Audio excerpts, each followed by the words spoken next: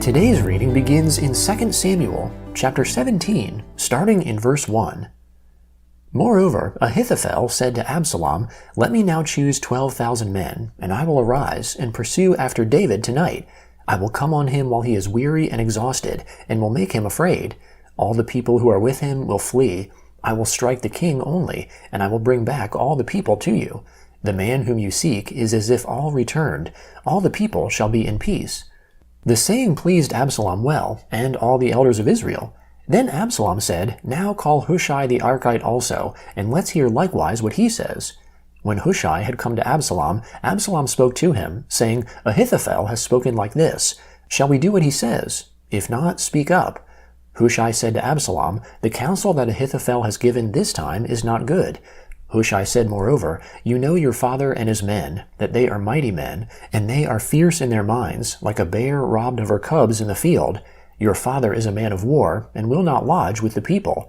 Behold, he is now hidden in some pit, or in some other place. It will happen, when some of them have fallen at the first, that whoever hears it will say, 'There is a slaughter amongst the people who follow Absalom.'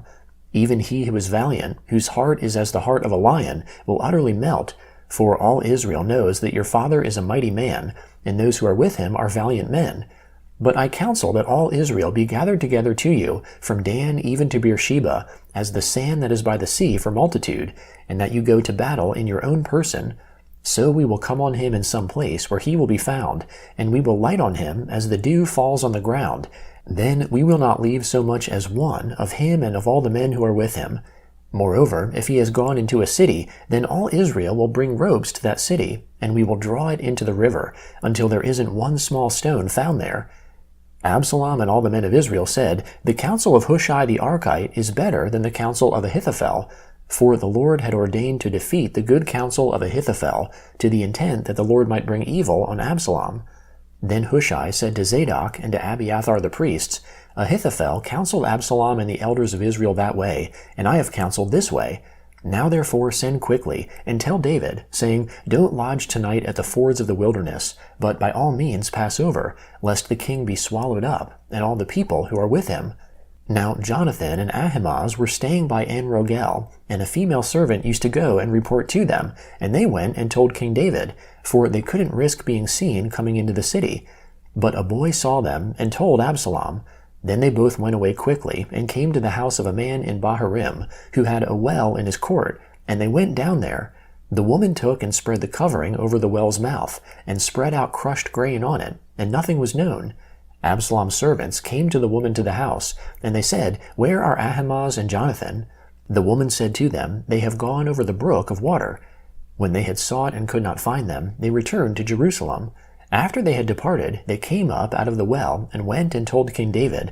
And they said to David, "Arise and pass quickly over the water, for thus has Ahithophel counseled against you." Then David arose, and all the people who were with him, and they passed over the Jordan. By the morning light there lacked not one of them who had not gone over the Jordan. When Ahithophel saw that his counsel was not followed, he saddled his donkey, arose, and went home to his city, set his house in order, and hanged himself, and he died, and was buried in the tomb of his father. Then David came to Mahanaim. Absalom passed over the Jordan, he and all the men of Israel with him. Absalom set Amasa over the army instead of Joab. Now Amasa was the son of a man whose name was Ithra the Israelite, who went in to Abigail the daughter of Nahash, sister to Zeruiah, Joab's mother. Israel and Absalom encamped in the land of Gilead. When David had come to Mahanaim, Shobi the son of Nahash of Rabbah of the children of Ammon, and Machir the son of Amiel of Lo-debar, and Barzillai the Gileadite of Rogelim brought beds, basins, earthen vessels, wheat, barley, meal, parched grain, beans, lentils, roasted grain, honey, butter, sheep, and cheese of the herd, for David and for the people who were with him to eat. For they said, "The people are hungry, weary, and thirsty in the wilderness." The Gospel of John, chapter 19, starting in verse 23. Then the soldiers, when they had crucified Jesus, took his garments and made 4 parts, to every soldier a part, and also the tunic. Now the tunic was without seam, woven from the top throughout. Then they said to one another, Let's not tear it, but cast lots for it to decide whose it will be, that the scripture might be fulfilled, which says, They parted my garments amongst them, they cast lots for my clothing. Therefore the soldiers did these things. But standing by Jesus' cross were his mother's sister, Mary the wife of Clopas, and Mary Magdalene. Therefore when Jesus saw his mother, and the disciple whom he loved standing there, he said to his mother, Woman, behold your son. Then he said to the disciple, Behold your mother. From that hour the disciple took her to his own home. After this, Jesus, seeing that all things were now finished, that the scripture might be fulfilled, said, I am thirsty. Now a vessel full of vinegar was set there, so they put a sponge full of the vinegar on hyssop, and held it at his mouth.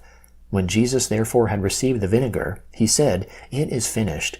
Then he bowed his head, and gave up his spirit.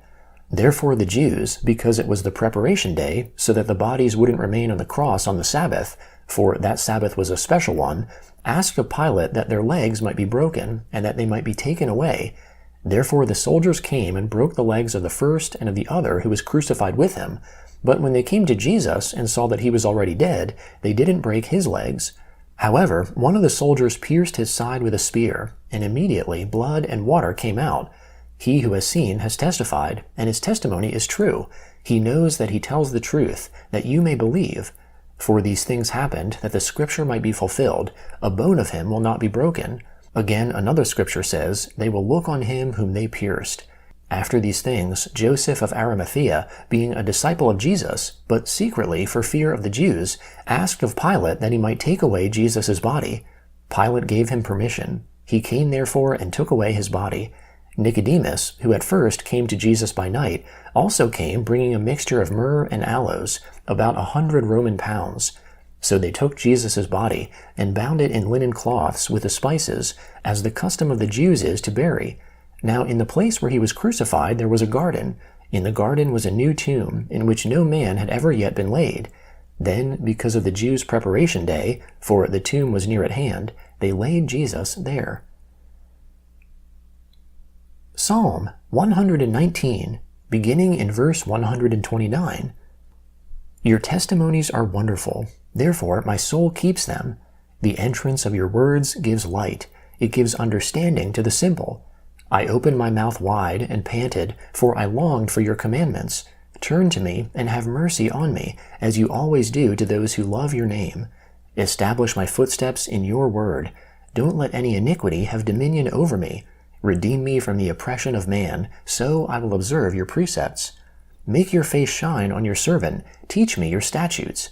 Streams of tears run down my eyes, because they don't observe your law. You are righteous, Lord, your judgments are upright. You have commanded your statutes in righteousness. They are fully trustworthy. My zeal wears me out, because my enemies ignore your words. Your promises have been thoroughly tested, and your servant loves them.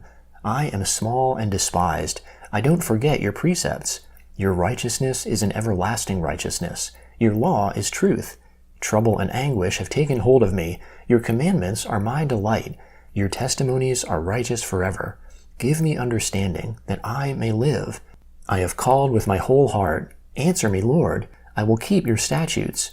I have called to you. Save me. I will obey your statutes. I rise before dawn and cry for help. I put my hope in your words. My eyes stay open through the night watches, that I might meditate on your word. Hear my voice according to your loving kindness. Revive me, Lord, according to your ordinances. They draw near who follow after wickedness. They are far from your law. You are near, Lord. All your commandments are truth. Of old I have known from your testimonies that you have founded them forever. Proverbs chapter 16, starting in verse 12. It is an abomination for kings to do wrong, for the throne is established by righteousness. Righteous lips are the delight of kings. They value one who speaks the truth.